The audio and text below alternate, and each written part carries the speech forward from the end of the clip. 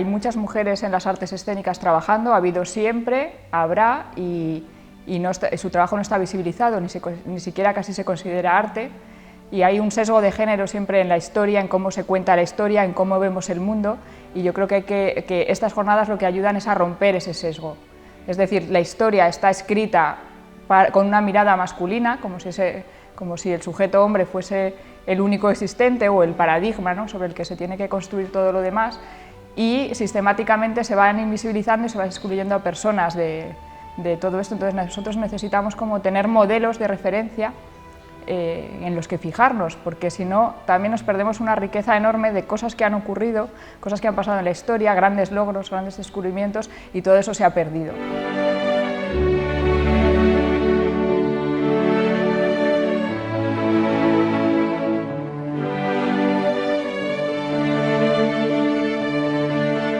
Hemos contado en nuestra ponencia, realmente no es cierto que no haya mujeres profesionales de teatro, al revés, hay muchísimas. La cuestión es que no se visibilizan y se dejan siempre en los márgenes. Su actividad se considera marginal respecto a lo que es la profesión. Realmente sí que hay mujeres profesionales y eso es lo que reivindicamos, que lo son, pero la mayoría pues se ven relegadas a lugares de territorios del teatro comunitario, teatro que no se considera teatro, ¿no? Es como que hay unas categorías de más importante, lo que es de verdad y lo que no. Y nosotros estamos en lo que no es de verdad.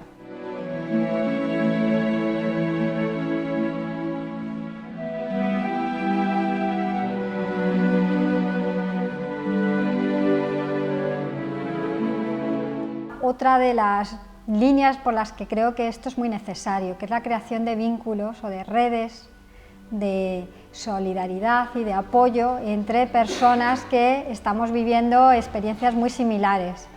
Esa sensación de que no eres único, de que no eres excepcional, de que no eres la única persona que le ocurre en unas determinadas situaciones, creo que es muy útil. Y en ese sentido hay una serie de intercambios de información y de datos que es importante que se hace en este tipo de jornadas, pero también hay otra parte emocional, como sensorial, que plantea el encuentro físico entre personas que a lo mejor estamos conectadas gracias a las redes y gracias a internet, sobre todo actualmente, pero que no es lo mismo como verse de cara a cara, ¿no? Entonces yo creo que esto es muy relevante, ¿no?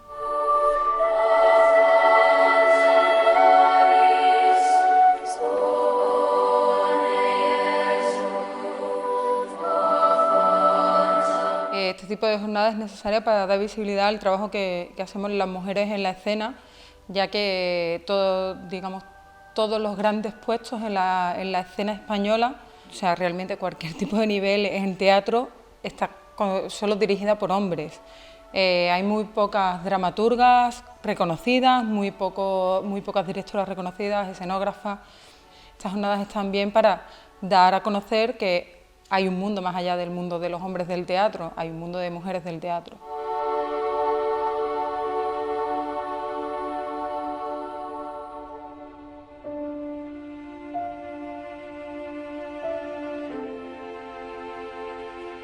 O sea, creo que es fundamental revisar la historia, porque es cierto que todas las mujeres estamos siempre empezando otra vez, nos queremos cuando empezamos a estudiar, ¿no? Cuando somos más jóvenes, de repente nos sentimos pioneras aquí descubriendo algo, por fin algunas mujeres estamos haciendo algo, y con el tiempo te vas dando cuenta que es que ha habido muchísimas, que no te estás inventando nada nuevo, pero que claro, ese empezar siempre de nuevo impide progresar, ¿no? Impide llegar a algo más, a mayores logros, porque si siempre tienes que recorrer el mismo camino trillado, pues es que no hay manera de llegar más lejos, ¿no?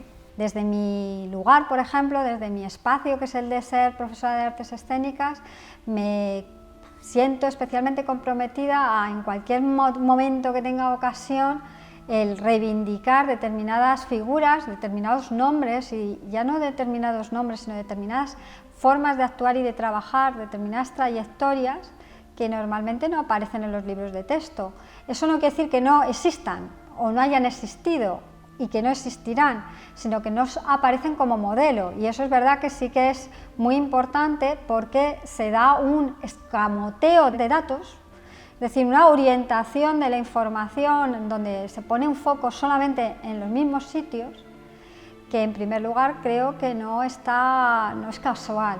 no es casual, está relacionada con una organización estructural que mantiene un sistema que nos perjudica no solo a las mujeres, sino perjudica a todos los seres humanos, ¿no? Incluyendo a los hombres. Hace poco salió un documental en la tele, ¿no? de mujeres de la generación del 27, ¿no? Entonces yo me pregunto, ¿yo por qué en la escuela, cuando a mí me encantaba literatura, yo no pude estudiar a esas mujeres? Nunca me hablaron de esas mujeres.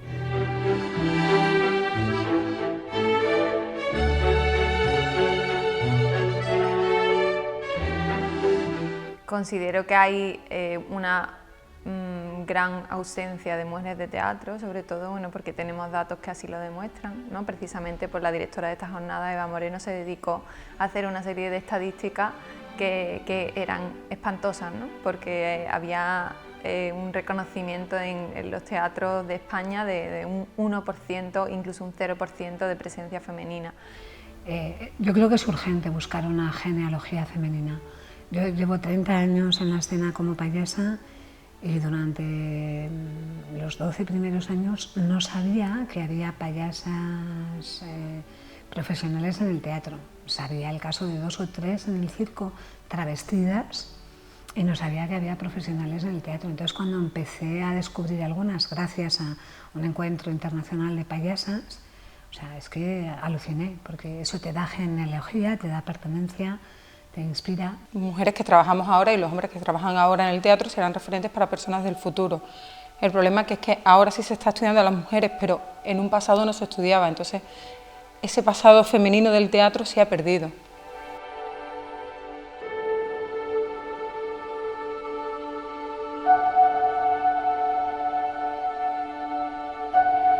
Hay muchas mujeres que están trabajando en teatro, que están haciendo teatro.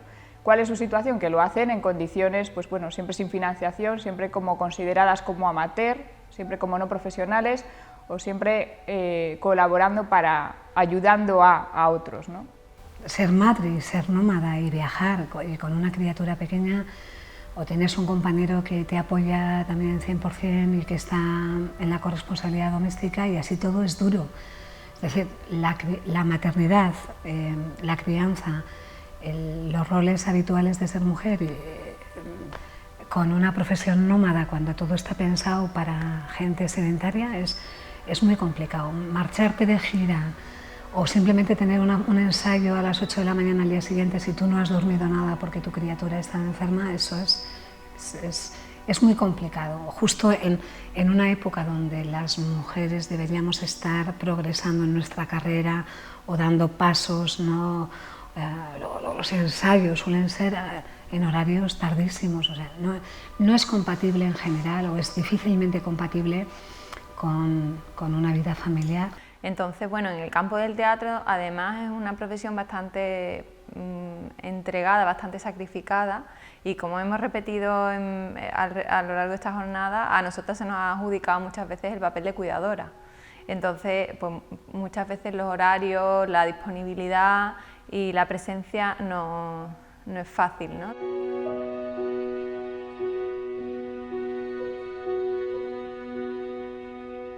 Cuando uno escarba un poquito en determinados momentos históricos, además que da igual que estemos hablando de la Edad Media o estemos hablando del siglo XVIII o principios del siglo XX, te das cuenta que igual que ahora pensamos que estamos avanzando en determinadas cuotas de igualdad, también se lo creyeron igual las mujeres y los hombres comprometidos con esta igualdad en otras épocas, y que sin embargo han desaparecido de la historia. De manera que posiblemente, si nosotras no somos muy conscientes actualmente de esta situación histórica, nos va a ocurrir lo mismo. Es decir, ahora parece que estamos avanzando y creemos que vamos a llegar a un nivel de igualdad, pues no sé, en 40 años, digamos. Bueno, pues esto posiblemente no va a pasar, porque siempre ocurre lo mismo. A una determinada edad tienes expectativas, tienes esperanzas, tienes posibilidades, porque como decía mi compañera, pues hay incluso un cierto valor que se da a esas mujeres jóvenes emergentes, pero cuando tienes que pasar un determinado punto en el que ya no puedes seguir siendo emergente, sino ya eres una profesional consolidada y por tanto modelo de referencia, desapareces. Por otro lado, ahora mismo hay una iniciativa que está, digamos, llevando a cabo sobre todo clásicas y modernas, que está diseñada siguiendo el modelo francés, que es un modelo que es una lucha o un acuerdo por la igualdad de las mujeres, de los hombres y mujeres en las artes escénicas, que están hablando con los grandes teatros y festivales, y también con los pequeños, vamos, para que se haga un estudio de cuántas representación femenina hay, estadístico, solamente estadístico, ¿no? Cuántas mujeres y cuántos hombres hay en cada profesión o digamos, cuántos firman los distintos trabajos que se exhiben cada año. Lo primero, una evaluación y un compromiso para que se llegue a una igualdad, ¿no? A un 50% o 40-60% de presencia masculina y femenina siempre en todas las profesiones, o directoras, escenógrafas, etcétera, ¿no? Eso, yo creo que es una de las iniciativas más interesantes, ¿no? Porque busca la paridad, primero la visualización, la toma de conciencia y luego ir poco a poco hacia esa paridad, pero que el problema de todas maneras creo que es estructural, entonces hasta que no cambiemos la estructura va a ser muy difícil. Tiene que haber una decisión por parte de nuestro gobierno y de nuestras políticas, porque cuando hablamos de los horarios o cuando hablamos de cuestiones bastante básicas para nosotras y para nosotros, porque al final estamos hablando de personas, ¿no? Simplemente se podría resolver modificando cuestiones desde los ámbitos de poder, ¿no? Pero claro, si no hay presencia femenina en esos ámbitos de poder o nos interesa trabajar lo femenino, pues claro, lo tenemos mucho más difícil.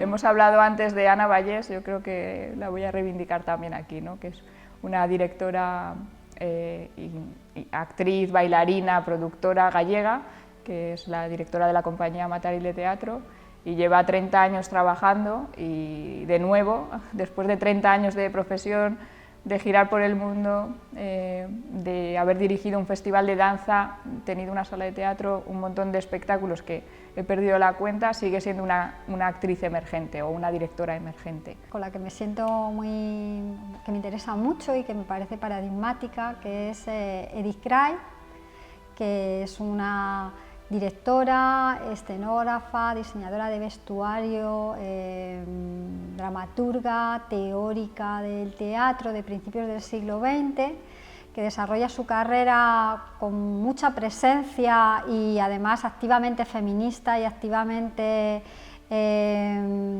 relacionada con grupos de reivindicación de antimilitaristas y por sufragio de las mujeres, que en su época fue conocidísima hasta el punto de que, por ejemplo, Bernard Shaw, que era muy fan de ella y muy amigo, decía que era el artista escénico que más trabajo había hecho, digamos, en su época, y que sin embargo ha desaparecido completamente de los libros de historia de las artes escénicas, totalmente eclipsada literalmente por la figura de su hermano pequeño, que es el gran transformador de la escena contemporánea, el modelo a seguir, y ese modelo es un modelo totalmente ficticio. Todos los estudiantes de historia del teatro, tanto de dirección de escena como de escenografía, le tenemos de modelo cuando era una persona que en su época, en vida, dirigió 3 montajes. Su hermana, sin embargo, dirigió 300.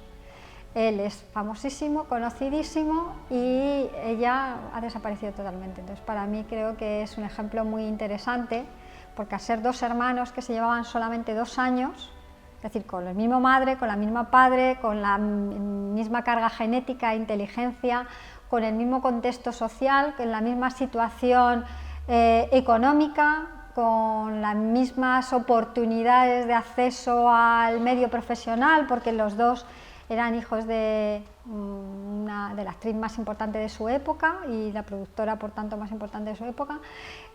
Históricamente, sin embargo, han tenido trayectorias muy distintas. Una desaparecida completamente, otro convertido en el padre del arte contemporáneo, el arte escénico contemporáneo, hasta el punto de que el concepto de espacio escénico que nosotros ahora mismo manejamos, el rol del director de escena en su sentido contemporáneo está fundamentado sobre esta persona y no sobre la otra, y esto es muy importante.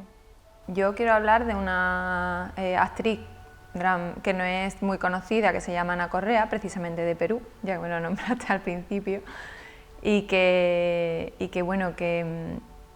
trabaja la creación colectiva en un grupo que se llama Yuya Scani desde los años 80, y vi una obra suya cuando estuve en Lima la última vez que se llama Confesiones.